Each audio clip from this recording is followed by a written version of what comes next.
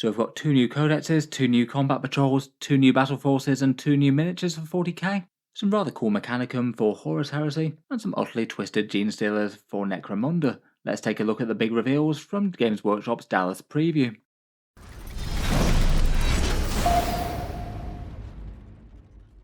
Hello and welcome back to Warspecs Tactics, where today we're doing a bit of a roundup of Games Workshop's big latest reveal show, taking a look at all the new models, big boxes, and new miniature ranges announced at this reveal. Quite a lot going on, and there's a fair bit of information between their reveal show and a bunch of articles they dropped just after, so let's take a look at what we've got.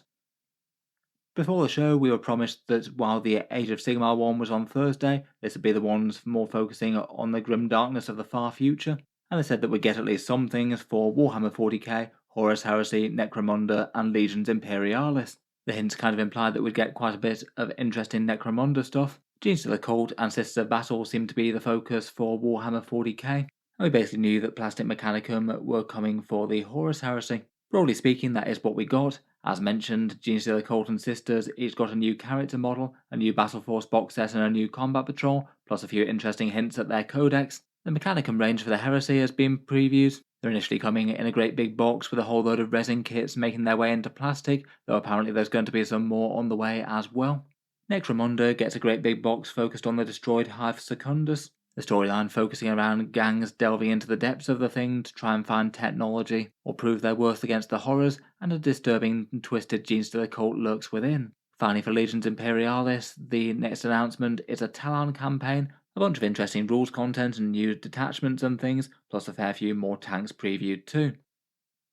Let's jump straight into it though, and starting out with the Genestealer Cult. The new model is Big Brain Boy the Benefictus. We saw the silhouette of him earlier in the week. It did look basically how it looked from the silhouette pretty much. A character with an enormous cranium, carrying a sort of totem staff with a whole load of trinkets and gems hanging off it. The idea that they seem to be going for here is a sort of zoanthrope human hybrid as yet another support character for the Genestealer Cult. Apparently the lore behind him is that he basically is a later stage weapon in the Genestealer Cult uprising, obviously unable to keep his identity a secret, but once the cult has been unleashed, he's a psyker of particularly terrifying prowess, able to blast apart enemy heavies and battle tanks with the sheer might of his will, kind of similar to what zoanthropes do with their warp lances for the Tyranids. The model I do think is one of the ones that is going to divide opinion quite a bit. It does feel like a sort of model, the same sort of level as the Admech Stilt Boy, that Sidonian Scatros. I feel like some people will embrace this guy for the meme, and just the fun factor of a Genestealer Cult model with a ridiculously enormous head that blasts people apart with Psychic, and other people are just going to think that that looks a bit silly, and might be disappointed that this is the only major release they're getting, I guess besides the Brood Brothers upgrade kits for the new Cadians. As I mentioned in previous videos, I did think that getting yet another character model for the Genestealer Cults isn't going to be the most exciting thing in the world. They've already got like 12 others, I believe. For the size of their army, they are already extraordinarily character heavy. Apparently gameplay wise, he's going to have a fairly powerful psychic shooting attack, as you'd imagine, and apparently he also gives the squad that he's leading lethal hits as well, which could be genuinely quite a good bonus against big tough stuff out there. I guess the thing to weigh it up against would be against the Primus with his rerolls. It seems likely that they'll be competing for leading things like Acolytes and Neophytes. From the free text rules preview that they had, they also implied that he might do something with Battle Shock as well. I could see it being something like if he hits someone with his ranged attack, he might trigger a Battle Shock test in addition to the damage that he does. Maybe something of that kind of nature. Otherwise, we've got the cover and a few details as to the Genestealer Cult Codex. 5 detachments in total. Maybe a little bit weird that they're one more than Tau, for example. I'd honestly guess that they might have slightly fewer than most, given that they're quite a small faction model-wise, but it seems they decided there were enough themes within the army to be worth exploring. As with the rest, it sounds like the Index detachment will be returning, though they didn't really say if it'd be tweaked too much. And otherwise they rattled through a few of the choices, saying there'd be an Outrider force, which I guess is going to be heavily focused on bikes, the Achilles, and maybe transports as well. There's a heavy melee-focused army called the Biosantic Brood Surge. They mentioned that that one was focused on pure strain Genestealers and Aberrants. A Horde-focused army being particularly good for Neophytes and Acolyte hybrids. And apparently a 5th detachment that is mainly focused around Brood Brothers. They mentioned being able to take half of your army as Brood Brothers in that one. So get a lot of support for a cult corrupted guard army, I guess, which does seem that Brood Brothers are indeed still a thing. Hopefully you'll have the same system as you had before, where you can take a quarter of your force as guard datasheets otherwise. It's just this detachment that allows you a bit more support for them and expanding that further. There weren't really many major hard rules confirmations beyond that, but it seems like we'll be getting a new datasheet for the Benefictus. It'll have to compete with the vast array of other characters that they have to offer. Otherwise, there's not one but two new battle forces out there, the Biosanctic Brood Surge and then the new Combat Patrol set. This is the launch Battle Force box set for them. In the Brood Surge, you have the Benefictus model and the Abominant leading the way, and then 5 Aberrants, 10 Pure Strain Genestealers, 10 Neophyte Hybrids, and 2 Goliaths that you can either assemble as the Truck or the Rock Grinder. Overall doesn't really look too bad as big Battle Force box sets go. I'd guess they'll price it at a similar sort of level to the Orcs Custodes or Chaos Space Marine ones, so probably around about 220 odd US dollars, maybe around 135 to 140 pounds. As with the Chaos Orcs and Custodes one, it'll be the first place to get that big-brained Benefictus model before a later solo release, though as normal it remains to be seen whether or not they'll actually make enough of these. They certainly didn't with the Chaos Space Marines and plenty of the others beforehand. Otherwise, as suspected, when they removed the last Combat Patrol box set, it seems that they've replaced it with this one. Kind of a shame really, given that the old Genestealer Cult Combat Patrol was kind of godly for collecting the army compared with the vast majority of other ones out there. It's no real surprise that the new one comes with far less models within the box, and at what looks like a far lesser discount. In the box it looks like we've got 10 Acolyte Hybrids or Mesomorphs, a Jackal Alphas with the Sniper Rifle, 5 Jackals including the Wolf Quad, and an Achilles Ridge Runner. I must admit I was expecting probably a side grade to the bikes and the Ridge Runner from the old one. They often seem to have been trying to rotate the kits that are offered on discount, maybe to appeal to people who already bought the last one. And I guess it does look like a box set that has basically no overlap at all with the Battleforce box. Maybe that's another thing that they're going for there. It's definitely going to be a far lesser discount versus the other one though. It seems that Genestealer Cult have basically just turned into a far more expensive army to collect as a result of the old one going away. Otherwise, moving on to the Sisters of Battle, their new miniature was indeed a Jump Canoness. That one had been heavily rumoured already, I think, and the miniature I think is quite a fun one. I do indeed see that we've got her jumping off the bit of shattered terrain with the Adepta Sororitas symbol on it, though it looks like we don't have any of that trailing parchment that was one of the other teasers, so I guess there's a good chance that that could be for Blood Angels instead. The Jump Canoness would definitely have been on a fair few Sisters players' wish list. It used to be a miniature that you could field back in the older rosters for the Sisters, back when they had a metal army. It seems that quite a lot of the theme of 10th edition so far has been releasing characters with jump packs. I guess we've got her now, plus the Chaos Lord with a jump pack, plus the Space Marine Captain with a jump pack. Maybe even the Necron with the Translocation Shroud getting in on the action as well. In any case, nice to have a generic character option to lead your Seraphim and Zephyrim, as previously you only had the option of Saint Celestine herself before, so you can get enhancements into those units, and something else to help Zephyrim hit harder in combat could be fun. For weapon options, it looks like she's got the choice of a Power Sword and Hand Flamer loadout, and she can choose to swap out that Power Sword for a Power Maul, otherwise she's got the choice of a two-handed halberd. I guess that'll be a higher strength and higher damage weapon, maybe a bit more suited to taking out enemy heavies. There's also a head swap option. It looks like she's got a choice between a sort of rebreather mask, a hooded one, and a bear head. I guess there might be at least some chance that they have an enclosed helm as well. That would seem like an odd option to leave off if you're going to make different head options. We don't know exactly what she's going to do rules-wise at the moment. The Canoness on foot option currently gives you reroll hit rolls, which would be kind of nice for Zephyrim, I suppose. Plus just being able to get enhancements in the unit could be interesting. Here's a few more pictures of the miniature. You can see the back of the model, the rebreather mask option, the mace that she can fight with, and also I forgot to mention one further option that she has, as well as a two-handed halberd held that way. She can also have an eviscerator. I suppose that's to have a similar sort of stat block to the Repentia ones.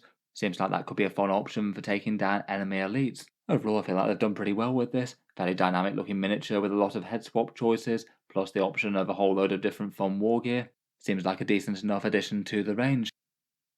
Beyond that, we've got Codex Adepta Sororitas alongside Genestealer Cult. This was also rumoured to be going live in summer. They gave us a few hints as to the Codex, having an index attachment very similar to the current Hallowed Martyrs one, though apparently there might be a few tweaks there. Then they gave us the name of a couple of others, one called the Army of Faith, which apparently gets boosts from nearby units to jump pack units like Seraphim and Zephyrim. They've often tended to be quite good with their bonus shield of faith type things that they had before. Then for ecclesiarchy things, there's one dedicated to the penitent host, so I guess that'd be a whole ton of mortifiers, penitent engines, arcoflagellants, and maybe sisters of repentia. And then finally there's a fun sounding one that's dedicated to their sort of holy trinity of themed armaments, bolters, melters, and flamers. If they get the rules right for that, that seems like it could be a pretty interesting direct damage sort of detachment. Hopefully they manage to make multiple of these viable rather than just having one that's clearly better than the rest. Otherwise, for datasheets, they'll have a new one for the jump pack Canoness, but they might well lose some rule support for a few resin options that haven't been updated yet. Perhaps the ones most at risk are the Crusaders and the Death Cult Assassins. They've never received a standalone release like the Arcoflagellants, and there might be at least some danger of them going away, even if at some point Games Workshop might re-update them. Otherwise, as with quite a lot of codexes in 10th edition, the Adepta Sororitas are going to be launching with a Battleforce box. This one seems at least kind of on par with the Space Marine Spearhead one that was kind of unpopular. There'll be the new jump pack Canoness alongside 15 jump infantry, either Seraphim or Zephyrim, plus an Exorcist. I'm sure it all will be at a discount as per normal. They've usually been around about the sort of 30 to 40% mark with these big Battleforce box sets. But given that the jump infantry already tended to be kind of expensive for what they were for the sisters, I'm sure it'll still manage to be at a price that will make a lot of people turn their nose up at it. Based on some of the recent battle forces, though, it might really not matter too much whether or not you like this one, given that they've probably made like 10 or 20 to satisfy demand worldwide. Finally, for the sisters, we've got the new combat patrol. Again, I feel like this one is going to lean back into Sister Battle just being a very, very expensive army, unless this one is somehow cheaper than most things are normally in 40k. In this one, we've got a Canoness, 10 Battle Sisters, 5 Celestian Sacrosants, and then 10 Arcoflagellants. A very infantry heavy combat patrol, but still not really all that many models. It does indeed look like we're getting the retiring of those sort of launch box Sister Battle kit that we had earlier. You've got far more models than that, including a few bigger ones like the Rhino and the Penitent engine. I feel like that people are going to find this one a fair bit less exciting. At an initial quick look, it looks like it's around about a 25% discount-ish. Might still not be the worst pickup for someone getting into Sister Battle completely new, and I guess the kits will be multi-part ones besides the Arcoflagellants that are fairly simple models. But overall, I'd probably consider this one a downgrade. If they don't release the previous Combat Patrol sets as some sort of direct-only type thing like they did with the Space Marines, it does mean that we could see some unit sizes affected as well. You might not be able to field Repentia or Arcoflagellants in smaller numbers. Let me know what you make of the Sisters releases though. What do you think of the Jump Canoness and the big boxes? Next up, we had an entire new army range announced for the Horus Heresy. As expected and teased previously, we've got a plastic release for the Mechanicum, Adeptus Mechanicus, but in the Heresy setting. Forces of these guys fought on both sides, and it seems they're coming out with a similar sort of release wave to the Solar Auxilia, a big battle group launch box, as you can see pictured here, then coming out as individual kits to follow. And they've already showed us a couple of other ones that won't be in this initial launch box sets in the Thanatar Siege Automata and the Archmagos Prime. In this Mechanicum battle group, though, you get a great big Triaros armoured conveyor, quite a big and fun looking transport thing for the Mechanicum, 2 Castellax Automata, 6 Mechanicum Thalax, and 20 Tech Thralls. Apparently they will have a few other things still to come as well. I'd guess that as with the Solar Auxilia, basically anything that's made in resin for the Mechanicum will generally get ported over to plastic, bar a few of the most niche things. Taking a look through the big box contents first. First up, we have the Thalax, looking all very robotic here, but apparently there is a human stashed inside of these, basically sort of made into a dreadnought type thing, but without the need for horrific injury or anything like that. As you can see, they've got a fairly vast array of different weapons they can choose from, plasma melter, and other exotic things on offer. Next up, we've got the Ad Secularis Tech Thralls, basically a horrendous form of conscripts for the Mechanicum. They're fully aware and perceiving, but basically mind-controlled by the technology on their heads, and marching into battle to overwhelm the foe with weight of numbers as expendable tech troops for the Mechanicum. That great big Triaris armoured conveyor is the centerpiece for the box set, and I think it does look like really quite a fun, nice model in my opinion. This one's another resin kit ported to plastic. Previously it was like £120 or around $200, so it should be quite a lot cheaper now it goes down to plastic. This one's the primary armoured battlefield transport of the Mechanicum in the Great Crusade era. Then we've got some fun automata. These guys are the Castellax Battle Automata, and these ones come in that main box set. Programmed robots at the very edge of tech heresy for the Mechanicum. They get some saw blades plus some choice of different weapons to mount on their backs there, as you can see in the options pictures just below.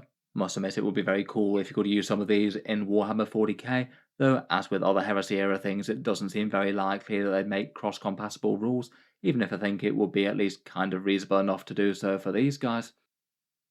Finally, outside of the box set, and being released a bit later, is this Archmagos Prime. A bit of a different sort of vibe to the Tech Priests of Warhammer 40k, a bit less armour and a bit more about the flowing robes and mysterious mechanical limbs issuing from beneath them. I think he's quite a fun model, and he's fighting with a great big shock stave of some sort. Finally, we've got a Thanatar Siege Automata, a great big plasma bombard on his back. They mentioned that this now has some options to either have it open or closed depending on how you want to model it, plus mounts a rapid fire bolt weapon in his left hand. Overall seems like a pretty cool and nicely realised range, most of them playing fairly similar to the Heresy models in resin that they're updating. Quite nice to be able to have those at a slightly more sane price versus the Forge World resin prices, which are always above and beyond Games Workshop. Feel like a few of those could be interesting enough options for 40k as well. The Castellax feel like you could use them as Castellan robots if you wanted ones of different aesthetics maybe, and the Archmagos certainly feels like he could be used as a tech priest if you'd like.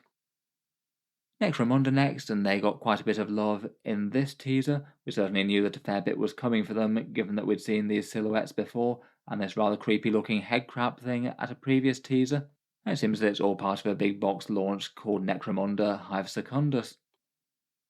Looks like this is going to be a pretty major release for the setting, a pretty different way to play Necromunda, as the gangs are going to be venturing below the ground into a twisted maze full of labyrinths and corridors. In the box set, there's a whole bunch of models, but there's also the game board, rulebook, cards, templates, and terrain. It does look like a full set that you can play, just literally having this box set and nothing else.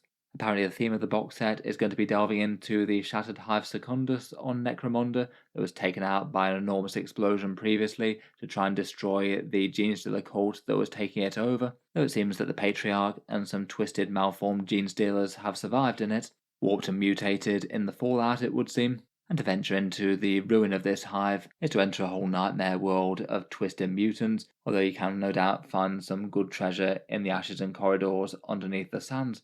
Miniature-wise in the box, there's 2 Aura Spire Hunters, a Caryatid Prime, 8 Vansar Tech Hunters, 6 Malstrain Genestealers, and 4 little Tyramites, floating brain head crab things, and finally 8 Brood Scum, which apparently are just the Hive Scum repurposed with some new heads to give them a bit more of a Brood Brother style Genestealery feel.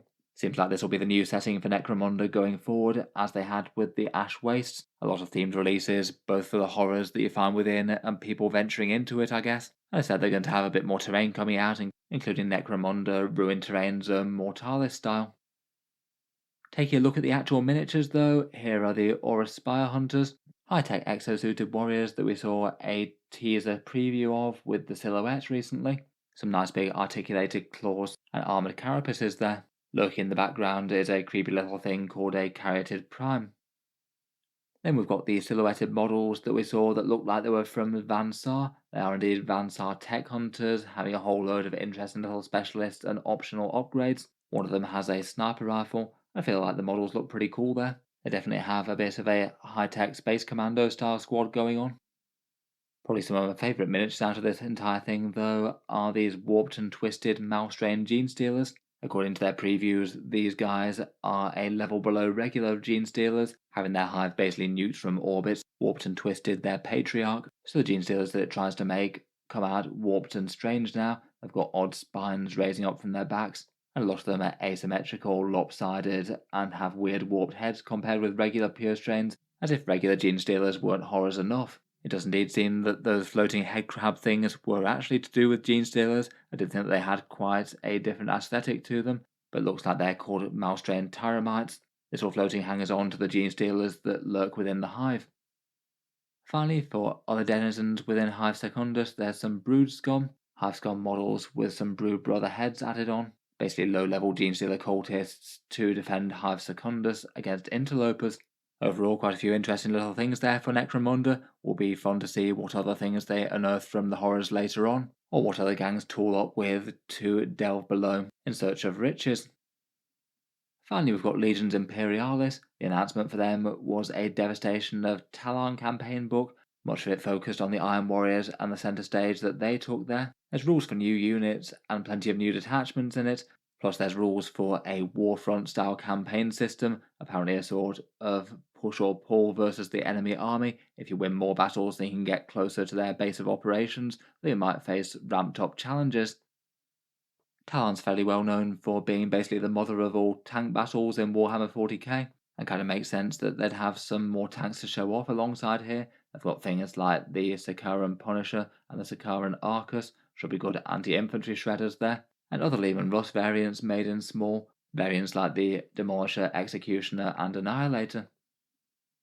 Overall though, I feel like that's not too bad a haul as previews go. Pretty much what I was expecting on the 40k front there. Both Sisters and Genestealer Cults with Battleforces, new models, and new combat patrols. Seems kind of likely that they might go for another double bill release weekend with both of those coming out at the same time. Otherwise, the Heresy era Mechanicum stuff I think looks really quite nice. Definitely feels like a bit more chunky battle automata will be rather appreciated in the 40k setting as well. Kind of a cool narrative direction for Necromunda. I did like those weird mouse-trained Genestealer models, and some fun stuff for Legions Imperialis as well. Hopefully they keep the releases and love for that setting coming. Will be interesting when they start to expand to other armies beyond the Solar Auxilia and the Space Marines. Feel free to subscribe to Auspex Tactics if you'd like to see more like this. I'll certainly keep the regular 40k news and reviews coming. I'm sure I'll cycle back to talk a bit more about Genestealer Cults and Sisters of Battle in the not too distant future. Finally, if you have been enjoying all the videos on the channel, I would just like to mention that Auspex Tactics does have a Patreon page as well, and you can find that linked in the video description if you'd like to help support and keep all of these coming. Channel patrons do get a fair few advantages, seeing certain videos early, regular votes to see what sort of things come next on the channel, and automatic entry into the regular prize giveaways with a chance to win some big model kits each month. If any of that sounds good to you, or you'd just like to help support, the link is down in the video description. In any case, a massive thank you for listening, and I'll hope to see you guys next time.